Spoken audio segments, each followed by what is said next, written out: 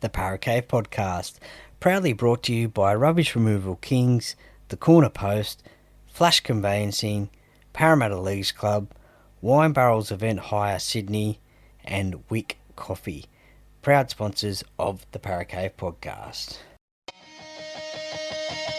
Let's go! Welcome back to another show. Hi, how are ya?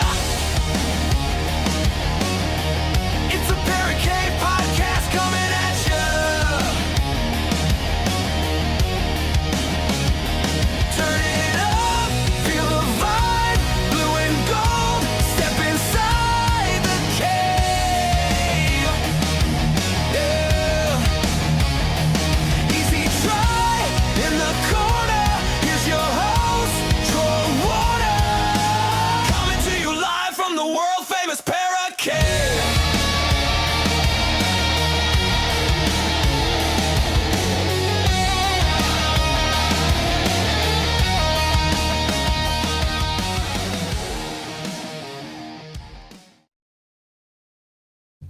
Hi, how are ya? Welcome back to another episode of the Parramatta Podcast, and this is the game review podcast of the round number 3 clash between the Parramatta Eels and the St George Illawarra Dragons. Joining me once again is Ben from the Corner Post. Ben, hi, how are ya?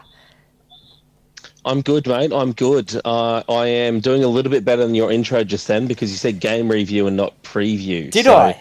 Well, let's see how many of the lists. I'm going to go on with that. Okay, well, let's see how many of the... I'm actually going to go on with it. I'm going Okay. to go on with it, and I'm going to say I really enjoyed the 50-0 win this week. Okay. Well, let's hope so. Let's see how many of the listeners pick that up and pull me up on it. We'll see. We'll see how many they do. But look, if you are listening to this and you want to pull me up, then put it on the comments of the podcast app that you listen to, and I'll reply back to you. It's all good. But okay, so game preview. That's better, of the round 3 clash between the St George Illawarra Dragons and the Parramatta Eels at Commbank Stadium on Sunday afternoon, 4:05pm. Apparently the weather forecast for Sunday is nice and sunny, I think 19 to 26 degrees. Between now and then, which is Thursday to Sunday, there is a little bit of rain around in Sydney, so it will be fine. Cannot wait. The first home game of the year for us Parramatta Eels fans at Commbank. So it should be a cracker. Now, do you want to start with a few of the stats, or do you want to just get straight into the game preview?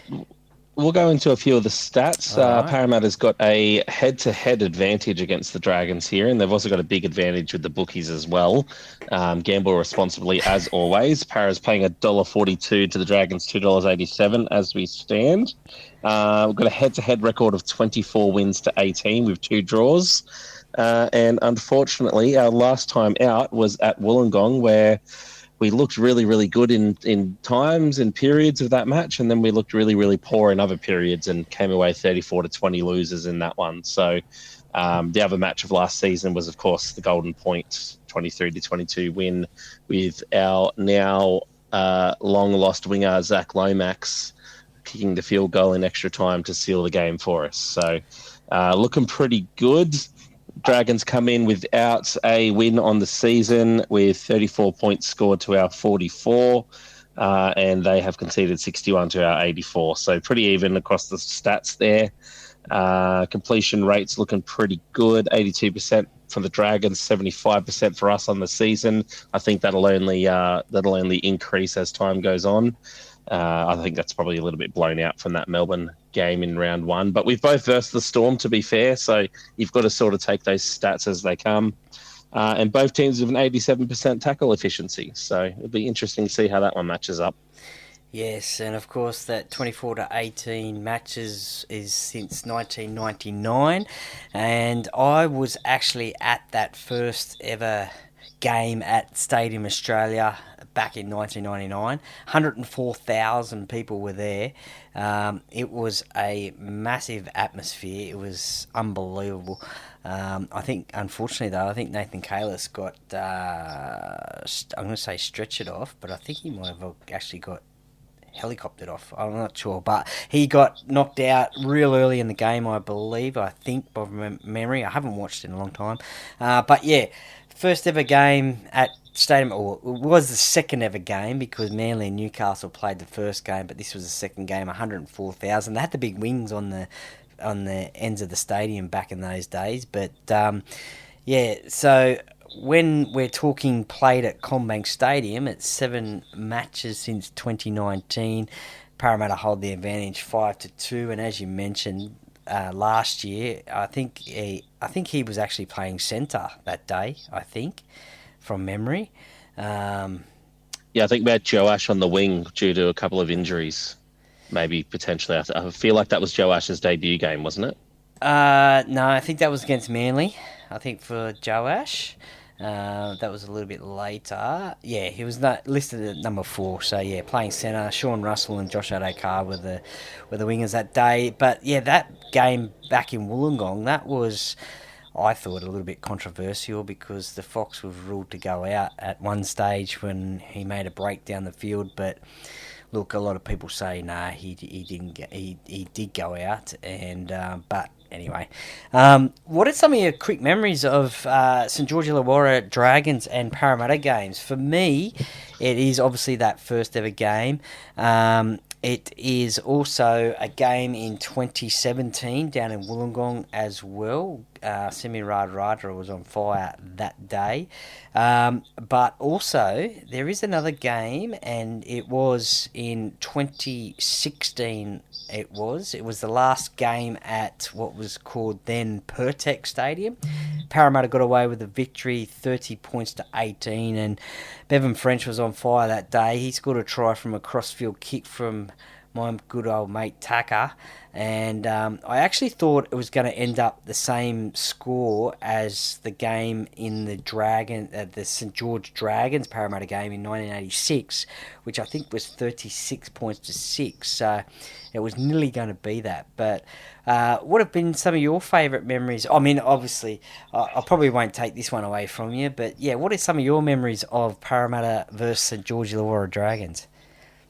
Well, a couple of my prominent memories, and I've got a really interesting stat to share here as well.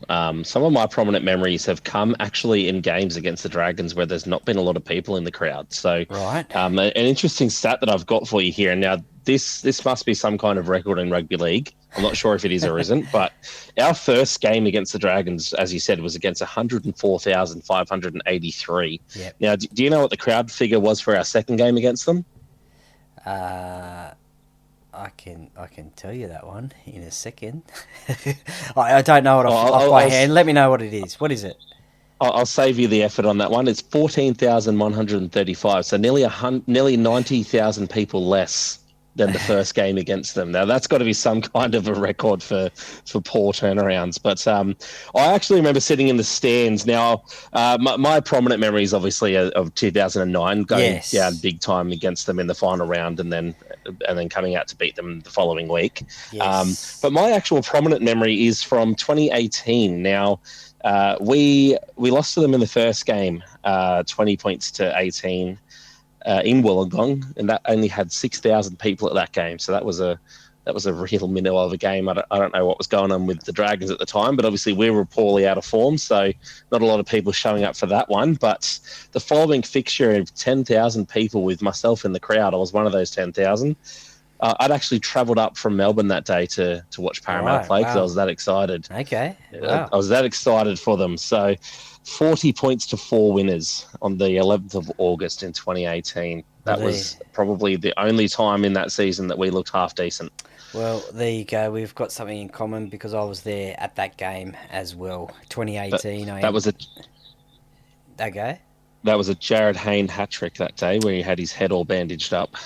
That was one of Jared was actually one of the better players in 2018. Obviously, Parramatta unfortunately got the wooden spoon that year, but he was actually one of the better players in 2018.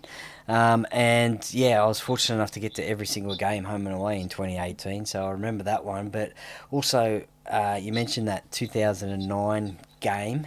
Obviously 37-0 the week before the final, and then 25 points to 12. And speaking of Jared, he scored that unbelievable try, but also someone who's attached to the corner post as well, Eric Grove Jr., scored that intercept try from the Jamie Soward pass, and absolutely slammed the ball down.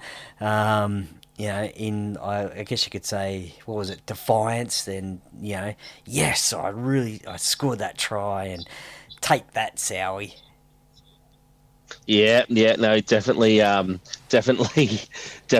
that one. I think he came out recently and spoke about that, maybe on his radio show, about how he sort of hovered around the ball there, expecting Soward to do something. I think he came out and said that he'd sort of been watching a bit of film on Jamie and started to sort of understand when he was going to do those sort of long cutout balls, and just sort of took a gamble there and got it right. But one thing I will say to finish us off with this segment, that 2018 game, just because I absolutely love the guy. I don't think he was much of a first-grade footballer, but he was definitely a fan favourite of mine.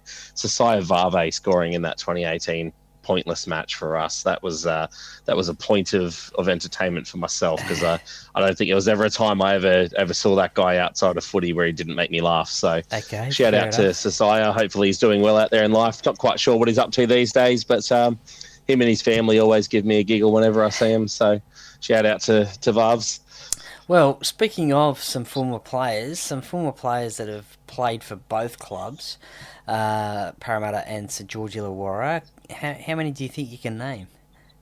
Just quickly. Oh, putting me on the spot there. I know. I hadn't actually thought about this. Look, that's game, okay. To be honest, that's okay. I'm trying to think of a prominent one. I can't even think of a prominent one. You'll tell me some, I'm sure. There's a 5'8" that played for both clubs.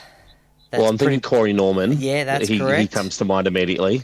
That's correct. But I'm trying to think of a big one besides Corey. Okay. Has there been a big one? Am I missing someone obvious? Ooh, I don't know. Let's go through the list. Daniel Alvaro. He's played. Okay, yep, he's a good one. He's played for both clubs. Corey, I like Danny. Yeah. Obviously, the captain of St George Illawarra on Sunday, Clint Gutherson. He has now played for both clubs. Oh, how can I forget him? Jesus. So he's pretty prominent. Zach Lomax. Zach Lomax is another one. Daniel Heckenberg, front row forward. Cameron King, the old Parramatta hooker.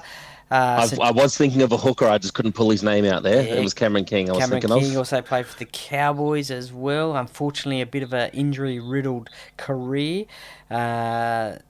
You've already said that player there. Corey Norman, Adam Peake as well, one of the clubs. Yes. Now here's one that most Parramatta fans don't like, and that's Henry Perinara for when he was a referee.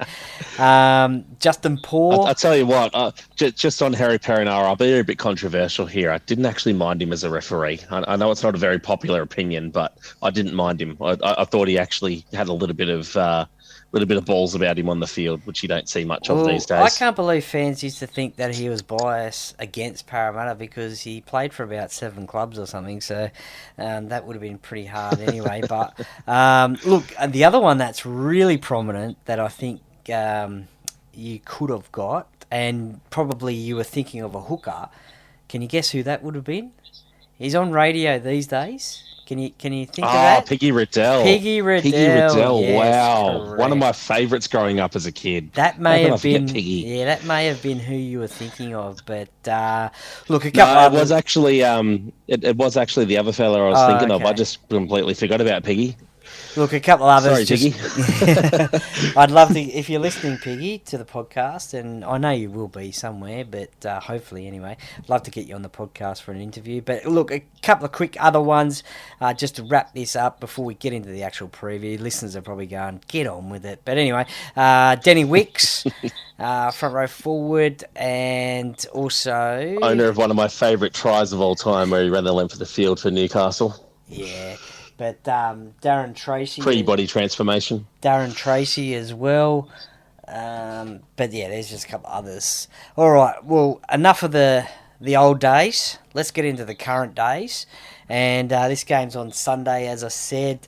Let's go through the team first. The Parramatta team, anyway. Don't have to worry about the Dragons side. We'll just pick apart that one. But Isaiah Iongi, Bailey Simonson, and Josh Adokar on the wings. Jordan Samrani has got that centre position for Will Penasini, who is out, unfortunately, with a groin strain for 4 weeks. Sean Russell, Jonah Pezzett, Mitchell Moses are the halves. Jermaine Hopgood, and he returns from suspension, and Junior Paolo in the front row. Riley Smith is the hooker. Kelma Tuolangi has been rewarded with that great game against Brisbane. Is one second rower. Kitione Kartoga, as we like to say, Kit Kat, is this other second rower. Jack Williams has gone into lock, replacing Jack de Bellin. Yeah, Jack de Bellin, who has been gone down to number 18 on the bench. We also have the interchange bench of Dylan Walker. If what I'm hearing, sorry to cut you off there, Troy, if what I'm hearing with de Bellin is correct as well, it seems like he's been dropped on form and he is not expected to actually appear in this game unless, of course, there is a freak injury that gets him onto the pitch. Yeah, we'll get into that a little bit later because there have been a lot of messages and questions about that.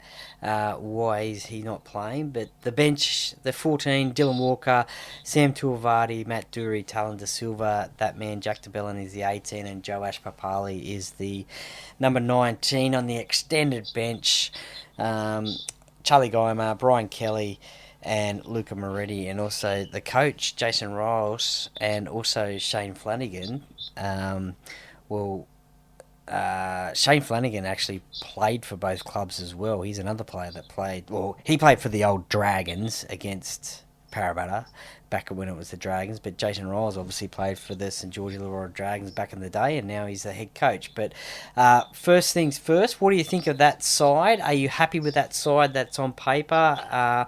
Only probably, the two changes there with Jermaine coming back and also Jermaine coming back and Jack Williams going to lock and Jack de Bellin going into the 18 jersey.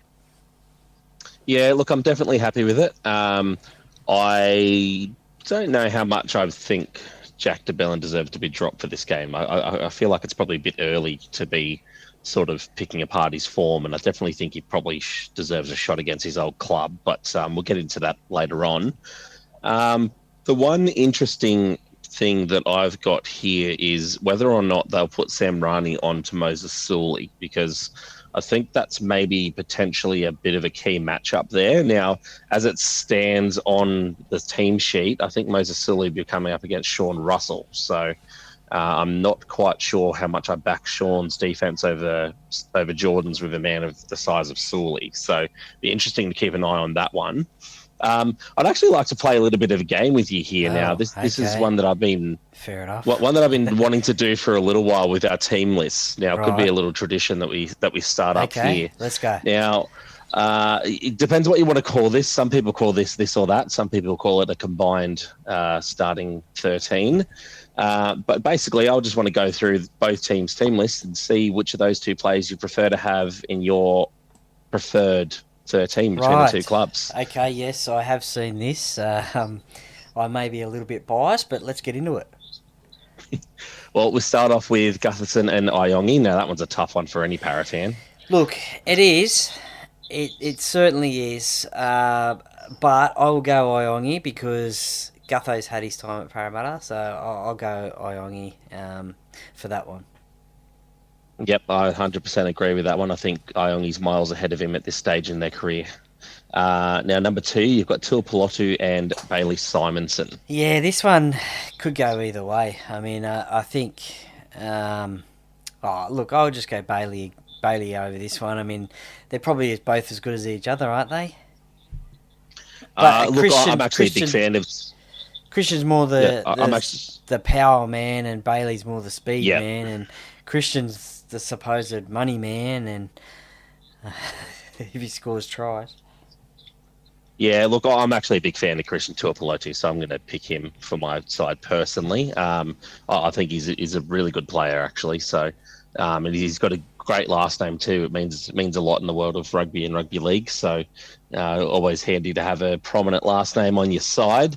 Now, how do you want to split the centres? Do you want to do it how they face each other, or do you want to do it how they're named? Oh, just do it as they're named. But look, I'll make it Okay. easy. So we've got Sam Rani and Sully. Yeah, I'll make it easy for you. I'll go Sam Rani. Look, I'd actually go Sully on this one personally. I think his size is such a difference maker if you can get it right. Yeah, no, He's that's like, true. kind of like a Mike Acevo in a way. I think like if you can get it out of him, he's got a couple of great games in him, but it's just a little bit again like Sevo where he sort of went missing here and there, and it's just depends on the day whether he wants to show up. Yeah, no, that's fair enough. Yeah, he can get a good offload off here and there, Moses Sully. He is big, as you said. Yeah, I'll go Jordan still, though. Yeah, fair enough. Now, speaking of, we've got Russell and Holmes up next. Yeah, look, if you were trying to build a football team, I go Valentine Holmes. Nothing against Sean Russell. I love Sean Russell. He's a great player. Had a massive season last year. Has started off this season pretty well as well. But I think Valentine's got the experience. He's got the representative experience as well. And so if you had no salary cap, I'd go Valentine Holmes as goal kicker as well. Sean Russell's a goal kicker as well, but yeah, I'd go Valentine. Yeah, I'd go Valentine purely on the veteran experience because I think that's something our team needs a little bit more of anyway. So I think the next one's going to be pretty simple. Well, Josh look, Adokar versus Setu 2. I'm going to make the next three really easy for you. I'm going to say Adokar, Pezzett, and Moses. How's that? Yeah, I don't think anybody's going to argue that one whatsoever. Even the next one, Emre Gula versus Jermaine Hopgood. Yeah, I'll go I'm pretty set on Jermaine. Hopgood on that one. Yeah, I'll go And then Jermaine. you've got now this one's a tough one for me personally because I like both of these guys a lot. Riley Smith and Damien Cook. Yeah, look, as I said before with Valentine, Damien's got a lot of experience. He's represented the state and country. So he knows. Did you know he was a former beach sprinter? Did you know that? Yes, I did actually know that. Oh, I did. okay. That's where he gets his speed from. Yeah, so I only found that's how he keeps his body low to the ground as well. That's apparently that's the reasoning behind that. I only found that out the other day. I'd never heard that one before. But no, I'll go Riley Smith. Yeah, no, I'm going to go Riley on this one too. But it does. I think that's mainly the Maltese bias in me. I think I'd pick Cook any other time. Yeah. The next one, I think, pretty simple. Once again, Toby Couchman, Junior Polo. Let's get that one over with. Yeah. Look, Toby's only just started his career. He's got a bright future in front of him. Junior's been there, done that. I'll stick with Junior. Okay, now Luciano Leilua versus Kelma Tuolangi. Oh, if it's the way that they both played last week, you'd have to go Kilmer. But I don't know. Both sort of similar players in a way. Could get an offload away. They're big. I mean, Luciano's probably bigger than Kilmer. Look, I'll go Kilmer. Yeah, I'm going to go Kelmer on that one as well, purely because Luciano looks a little bit too much like his brother, and I wasn't a big fan of him. So it would remind me too much showing up to training and seeing him. Now, the next one's interesting. Tonga versus Jaden Sewer. Oh, again, Jaden's got the runs on the board.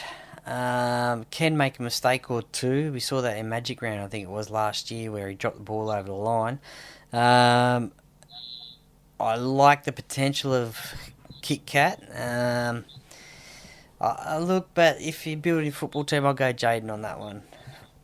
Yeah, I'm going to go with you on that one as well. I like Sewer for this one. I do love Kit Kat, but I think he's still got a couple too many mistakes in him at the moment. But I do hate doing these sort of things anyway because, but anyway, yeah. It doesn't matter. One left now. Hamish This one's pretty simple. Yeah, that's a simple one, I think. Yeah, Jack Williams, that's for sure. Well, Parramatta's Man of the Year last year. yes, Ken Thornett medal winner, and well deserved for last season, that is for sure. Now, obviously the Dragons, they're coming off 2 losses. 1 point loss to the Bulldogs over in Las Vegas. Controversial times there. They were in the game for 60 odd minutes against the Storm. They really gave it to them. But then they fell away in the end. Suafanlongo for the Melbourne Storm scored 3 tries in 10 minutes and absolutely blew them away. The Parramatta Eels, obviously winners against the Broncos last week, and then going down to the Storm in Melbourne. Looking at the St George Illawarra side, who do you see as a potential threat in their side towards this Parramatta side? I think I sort of hinted a little bit before. I am a little bit worried about their size and the centres. They do have a very, very big pack there. Now that's easily exploitable with a little bit of pace and a little bit of the opposite. If you're a bit of a smaller guy that can get around the bigger guy, that's sort of good for the other way. But when you've got a big guy that's barreling over the top of you through the middle, that's a bit scary. So I am a little bit concerned about that. I think I would have preferred to have Sully being marked by Sam Rani, somebody more of his size. And then you've got Valentine Holmes to consider there as well, who's probably played more games in the NRL than Sam Rani's ever watched. So I think having those 2 guys on each other, I would have maybe flipped it around for this match. Having Sam Rani on Sully and Holmes on Russell, I think that's probably more of a preferred matchup for myself defensively. But attacking wise, I think both of those guys can get the better of the other with the opposite thing there. So Sam Rani, I believe, would probably tower over Valentine Holmes, and Sean Russell will be able to get under and around Moses Sully quite easily. So I think that's where the matchup's going to be won or lost on the day. Obviously, got to consider Clint Gutherson as well. He's in good form at the moment. Not too much to be concerned about in their halves there. I think even the most staunch Dragons fan will tell you that their halves are a bit rubbish at the moment. Although I don't mind that kid that looks like Nathan Cleary. He's not too bad I think it's Daniel Atkinson for a wish version of Nathan Cleary. I think they could do worse than that guy, but yeah, it's definitely not looking good when you got the coach's son in there. I think we've all experienced that for a little bit too long in our lives as Para fans. So I think the Dragons are sort of getting their taste of it right now. And the forward pack looks pretty good. So I think it's going to be won and lost in the backs myself. Okay, yeah. So Valentine Holmes, 218 games, so 114 tries. So he knows how to get to the try line. I think he could be a bit of a threat for the Dragons side. Clint Gutherson, as you said, well, look, he's going to love playing up against Parramatta. He scored, I think, 2 tries last year against the Eels, and look, the crowd will no doubt give it to him again when he is at Commbank Stadium, but he'll lap that up. But I think the battle between him and Isaiah Iongi will be a crackerjack one. When you're talking about the halves, they're sort of a bit sort of, they are sort of similar, and when I say sort of similar, I mean Kyle Flanagan's obviously played 124 games, and Daniel Atkinson's played about 38 games. Mitchell Moses, he's played 240 games, so he's the most experienced half out there. Jonah Pezzit's only played 20 games. So look, Atkinson and Pezzit, they've played around about the same sort of games there. Kyle Flanagan, he does his job. But Mitchell Moses is the most experienced half there. So when you look at the halves of each side, I think Parramatta's halves outdo the Dragons' halves. I think we're also got to watch Damien Cook as well. As you mentioned before, he can scoot out a dummy half at times, and he's very quick because he's a former beach sprinter.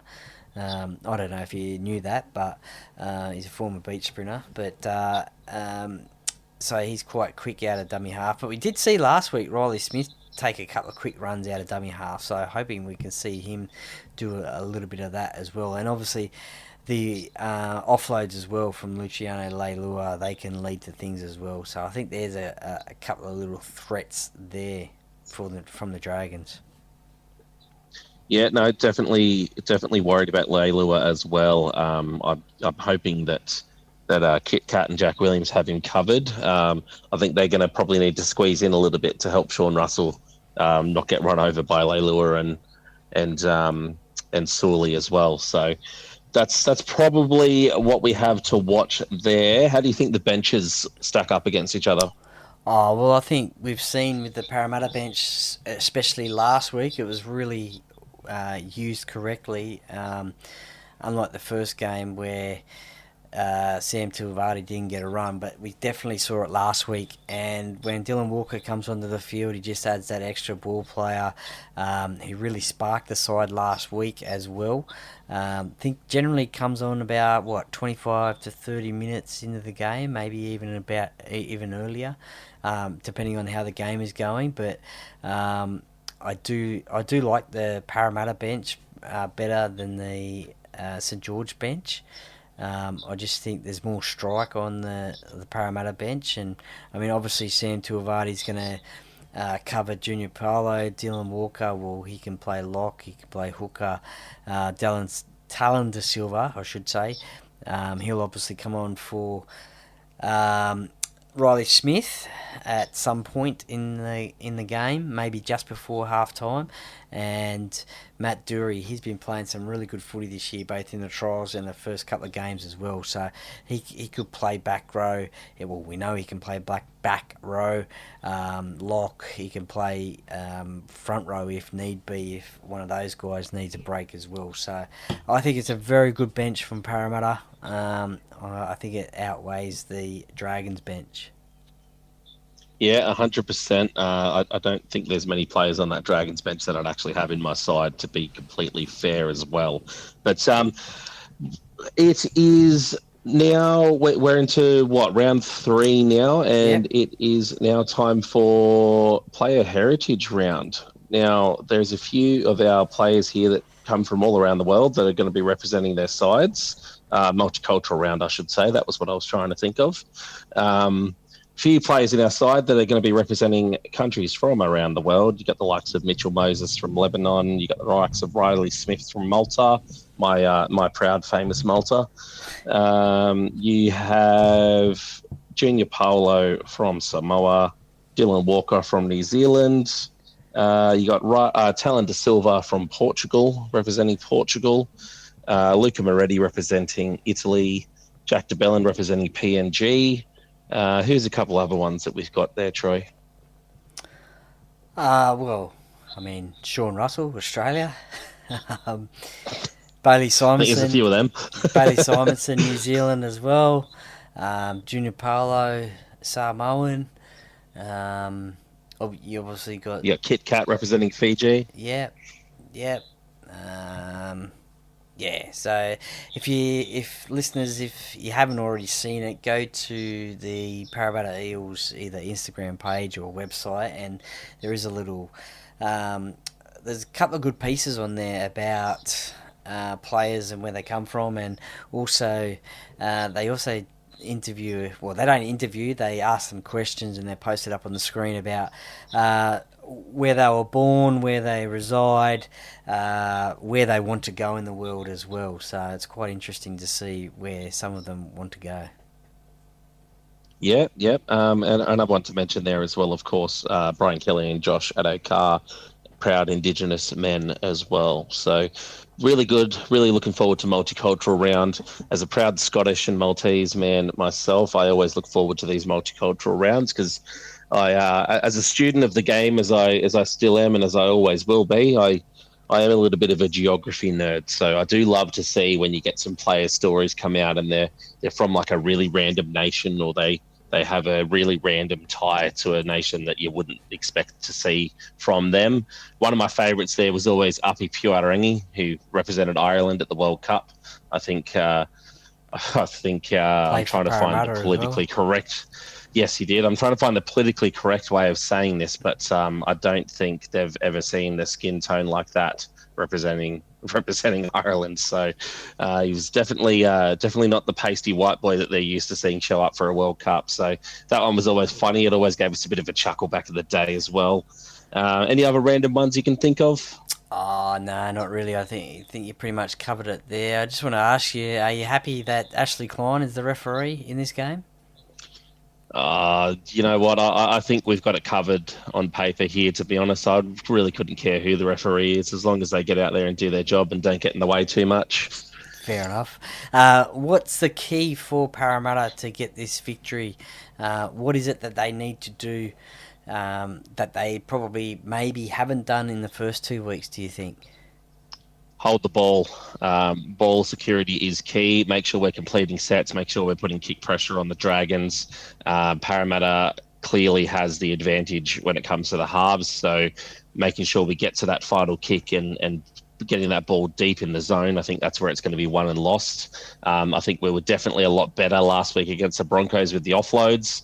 There was still a couple of random attempts there at probably a ill-advised offload. So maybe just reeling that in and making sure we're being smart, making sure that we are supporting everybody on the run. I'd like to see Josh Adokar and Sean Russell combining for a couple of tries.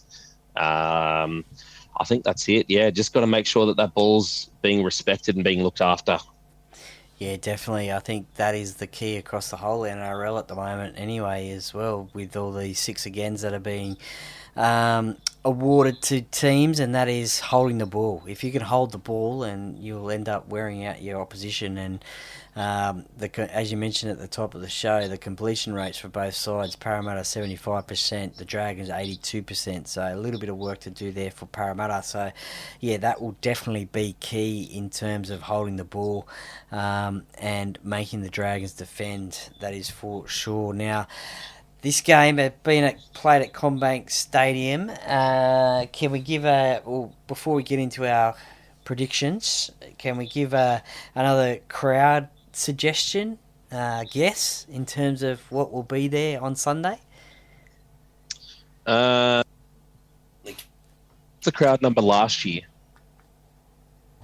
Okay, yeah. Do you think it's handy for last year's crowd figure? I do. It was 19,302, and it was on a Saturday afternoon. So this game went on a Sunday I was afternoon. thinking closer to 20. Yeah, I was thinking closer to 23,000 for this one, but I'll actually, now that I've heard that, I might reel it back in a little. I'll say, give me 18 and a half.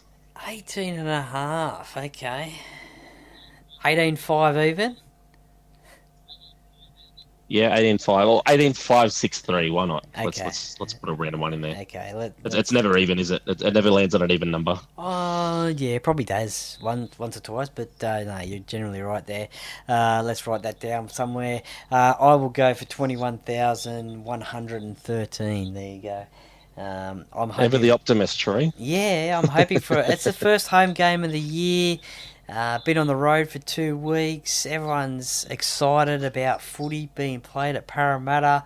Parramatta and the Dragons. It's the first time that they'll wear their home jerseys this year. They have been wearing the Banana Benders colours the first 2 weeks. So it's the first week that they wear their home jersey, the throwback to the 86 jumper. So can't wait to see that on the players on the field. That it would look amazing as well. There will also be a march from Parramatta Leagues Club over across to Commbank Stadium as well, so come and join me over there, and we will do that and be loud and proud Parramatta supporters. That is for sure. Make some noise. There'll be lots of colour, noise, atmosphere there. So join me for that one. I just think the people will turn out. Especially after that win last week against the Broncos, they'll expect a good Parramatta victory on Sunday. Yeah, look, I definitely hope you're right on that one. I'd love for that to be the case. I just think that sometimes the Sunday game, especially with a young family, the Sunday game can be a little bit harder to get to than a Saturday game. So that's where I think you sort of maybe miss a little bit of that crowd number. But nevertheless, you've got what, 21,000? What was it? 113. 113, and I've got 18,563. So let's see who gets it right this week. Yeah. I think I was miles off last week, so you probably beat me on this one as well. Yeah, well, experience over youth. All right. Yeah, that's it, mate. That's it. Now, something that we're going to run through our game previews. I got that one right. Something that we're going to run through our game day previews is a little bit of a code word. Now, the code word will be for a discount at the corner post from the time that the game day preview is posted, the podcast is posted until the end of that, I guess that week, and then there'll be a new one the week after. So that will be for in-store at the moment only, and this week's discount code is, what is it, Ben? What are we going to do for this week's discount code? This Let's discount, say, I'll think of one on the run here for you. Let's say the Bell and 10. well, he's not even playing. How about we just keep it simple and we'll just say Para? It's Paris too easy to guess. Come on, we're going to make it a bit fun. Well, they have to listen You to know the what? podcast. I've got a better one for you. Piggy Riddell 10. How about No, that? that's too complicated. Keep it simple. Keep it simple. Para. We'll just keep it para. And look, if you have to listen to the podcast to get that code. So if nobody listens to the podcast, then they won't be coming into the corner post. But if you listen to the podcast, get the discount code, go into the corner post at Westfield Liverpool, get your discount, get your Parramatta merchandise for game day, get it before before Sunday, and then you can wear it to the game on Sunday. So there you go. Proud sponsors of the Paracave podcast are the corner post at Westfield Liverpool. All right, let's get into our predictions. Let's see if we can jag any of these. Let's start off with the score prediction. What have you got? What do you think it ought to be? I'm predicting a very happy afternoon for Parramatta. I'm going to say 42-24. Why not? Okay, I like that one. That's a pretty good score. I like that. I had 42-18 in my head, but I think the Dragons have some points in them. Okay, yeah. No, I like that. We score a lot of points. We do let in some points, but that's been the story of the season so far. I will go 36-18. So similar sort of scorings there. I think 36-18 it will be. A first try scorer, who have you got? Can be a last week can be a Dragon. I actually got it right last week. I did say Reece Walsh last week, and I was right with that one. Well, you also tipped Brisbane as well, so you're wrong in that, but Parramatta did win the game. Yeah, that was intentional, though. We know that. Yeah. We know the reasoning behind that one. It worked last week, so this is a test run. For those who don't know, last week we decided, because my tips were absolutely rubbish in week one, that we'd tip against Parramatta and see if it gets us a win, and it did. So now this week we've decided if we lose, it's because I've tipped Para. So it might end up becoming an ongoing gag across the season, across these season previews, where I tip against Parramatta and help us get the win. So we'll see what happens. We'll see if it was just a bit of luck or if it was a little bit of divine intervention. Okay. Are you going to go Dragon then as the first try scorer? Or? No, I'm not actually. I'm going to go a Parramatta player. I think we'll come out fast and strong in this one. I'm stuck between Russell and Adokar. I feel like it's going to come from that side of the field. So give me, I want to say Josh, but it's usually Sean. Give me Sean. Okay. Yeah, nice. I actually forget who I said on the Talking Para podcast on Tuesday night. I forget who I said as my first try scorer, but I will go on this podcast. I'll say I'll go Bailey Simonson as first try scorer. Okay, Bailey. I'll go Bailey. All right. Bailey. Well, I've got that written down here, so we'll have a look at that across the match review, and we'll see who gets them right. Yep, and I also forget what my bold prediction was in the Talking Para podcast, but have you got a bold prediction for this game? My bold prediction is... it's not really much of a bold prediction, really, is it? But I reckon Parramatta enters... Or, you know what? I'm going to say it. I reckon Parramatta enters the game against Penrith inside the top 8. Okay, so for that to happen, they'll have to jump 4 spots. So it's doable. Let's just So quickly. that's more bold based on our current for and against situation. So I think we'll do a bit of a job to correct our for and against situation, and we'll sneak up into that top 8. Right, okay, so in order for that to happen, Ben, you need the Bulldogs to win tonight at time of recording, Thursday night. So you need the Bulldogs to win, you need the Sharks to win, you need the Tigers to win, and you need the Panthers to win. So there you go. Okay. If that All right, happens, and we need to win, because Manly's got the bye, so they'll get. Oh no, that's no, they won't jump us. So yeah, we win. The Raiders, Roosters, Dolphins, and Rabbitohs lose. Then that could potentially happen. Yeah. Okay. Nice. Well, I actually had tipped the Rabbitohs, so let's see how that one goes. Maybe I've got to get one wrong here for my ultimate Right. dreams to come Okay. true. But let's see what happens. Yeah, I forget. What's your again, bold prediction? Well, I forget again what it was on Tuesday night on the Talking Para podcast. But I will say, I think it was something like a triple try scorer. Yeah, I honestly can't remember what it was. But let's go. A hat trick man. Yeah. You got a hat trick man on the day, have you? Yeah. Okay. Well, let's keep it simple. Let's just go Bailey Simonson as a hat trick. There you go. Wow. Okay. That's pretty bold, I think. I would have gone to the other side of the field personally. I'm feeling a Josh Adokar hat trick. Well, I hope so. I feel like he needs to get his tally up and going now if he's going to hit that 20 try mark again this year. Yeah, it'd be great to see after he missed out against Melbourne. He didn't play there and missed out last week against Brisbane as well. So he's got to get off that nude tree at Parramatta if they still do that there. But look, it should be a great game. Cannot wait. As I said, the first home game of the season. If you see me out and about at Commbank Stadium or Parramatta Leagues Club, come and say good day. I won't bite. Come and say good day. Unfortunately, Ben, you won't be there. Is that right? Yes. I've got prior commitments with my children on the day, so I'll actually be about 3 hours away from the stadium down in lovely Sanctuary Point on the south coast. So unfortunately, I won't be there for this one.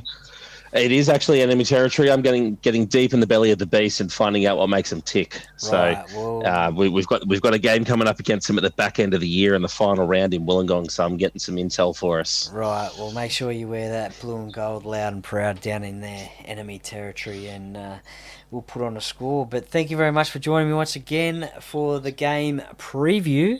There you go, I got it right. Podcast of the Dragons versus the Eels at Commbank Stadium, round number 3 of the NRL. Thank you very much. Go Para. Thank you very much, Troy. Have a great one, everybody. I've got a date with a Tui's new right now, so I better get out of here.